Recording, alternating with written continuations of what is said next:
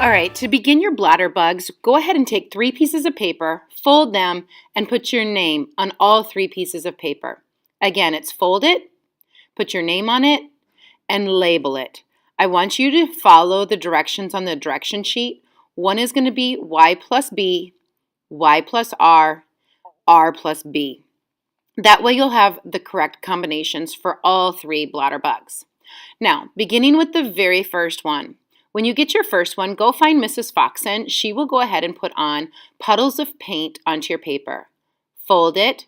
You can see where the paint is at and massage or maneuver the paint so that it starts to mix. Careful if it oozes out the side. You see mine did that, but can you see how my red or yellow plus blue made green? Cool.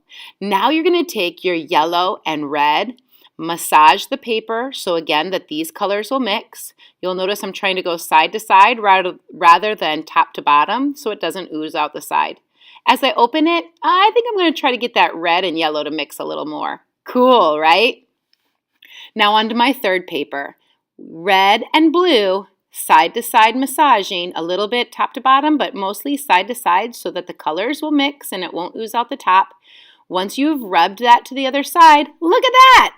Now I've got my 3 primary colors mixed to make secondary colors. Now that I'm done with all 3, I'm going to place them onto a big sheet of paper and carry them over to the drying rack. All 3 can be carried together so we have your sets together. All right, thanks.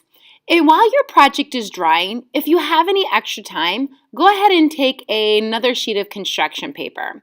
This colored piece of construction paper can be added on that your insect would be crawling on. So I'm imagining myself that I've just made my blotter bugs that are going to be going on top of this picture. So if it's a bug and it's crawling on the ground, what are some objects that you might see on the ground? Maybe some sticks, maybe some grass, maybe some flowers, and I'm just using oil pastels to color these in.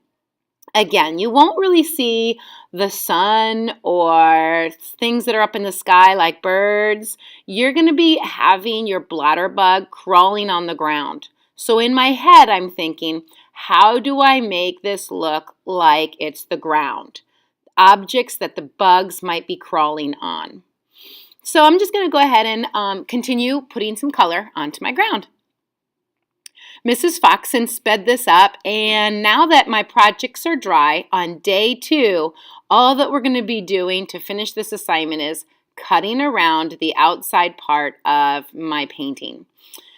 Once these are dry, I don't have to worry about my hand touching the paint. This is day 2. I came back from school and I found that my projects were all dry, and now I'm cutting off any of my leftover white pieces of paper.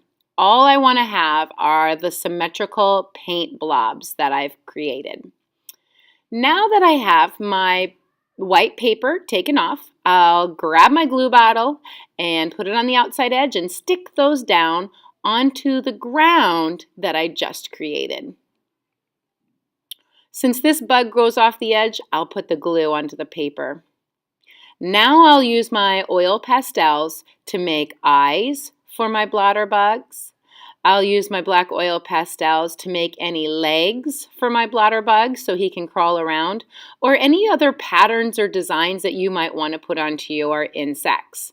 So as I get on to my next one, I thought maybe this insect will fly. So I thought I better start adding on some wings or some antennas for my blotter bug. I hope you have fun creating and making really cool insects that are primary colors that mix to secondary.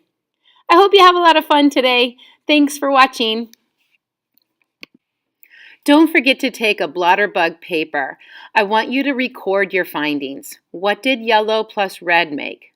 What did yellow plus blue make? Once you've recorded your findings by coloring them in with crayon, I want you to stick this and glue this to the back side of your project. Thanks!